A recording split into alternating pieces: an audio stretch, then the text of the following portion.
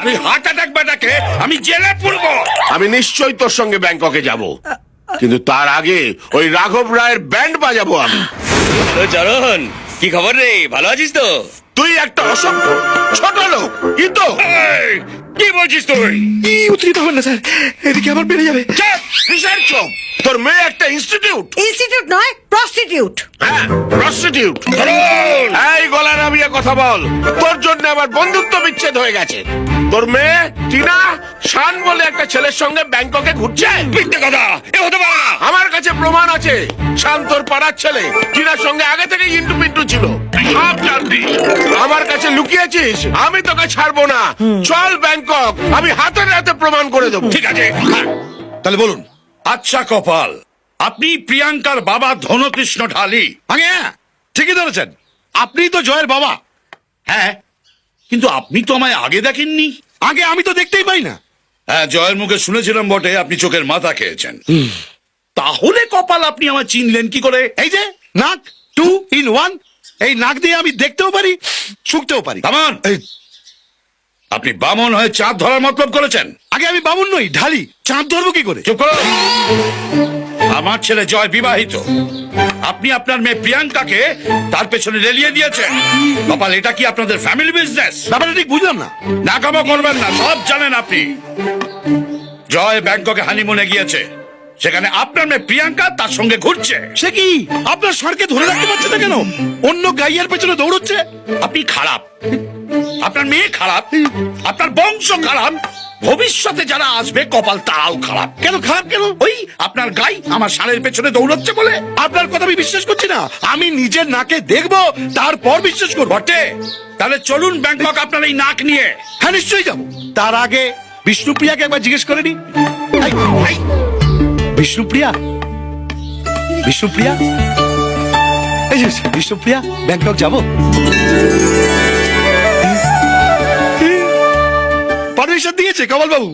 উদ্ধার করেছে, এবার চলুন Bangkok.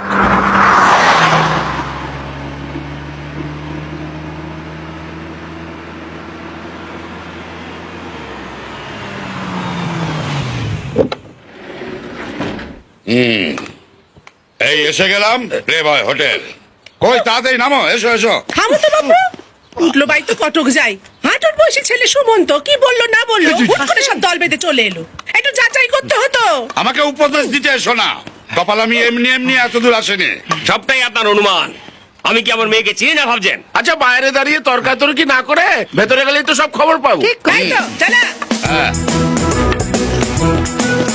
Madam, please dial 9 for room service. Okay? Thank you. Swadikam.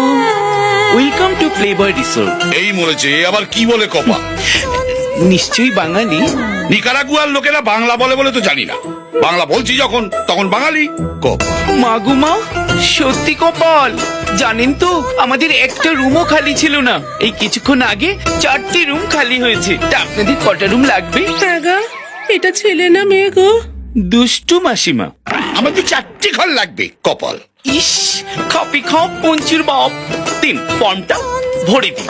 Form ভরার আগে আমার কয়েকটা কথা জানার আছে। আচ্ছা, বিজয় বলে কেউ কি এখানে রুম বুক করেছে?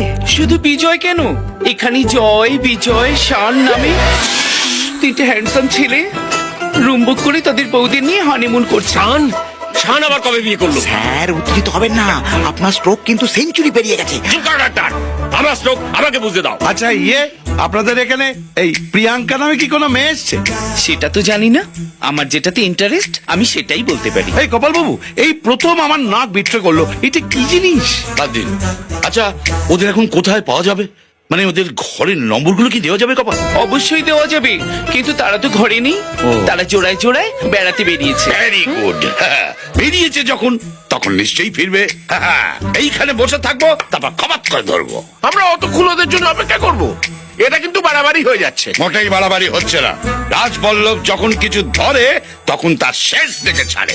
খবর নিয়ে তবে ঘরে ঢুকবো।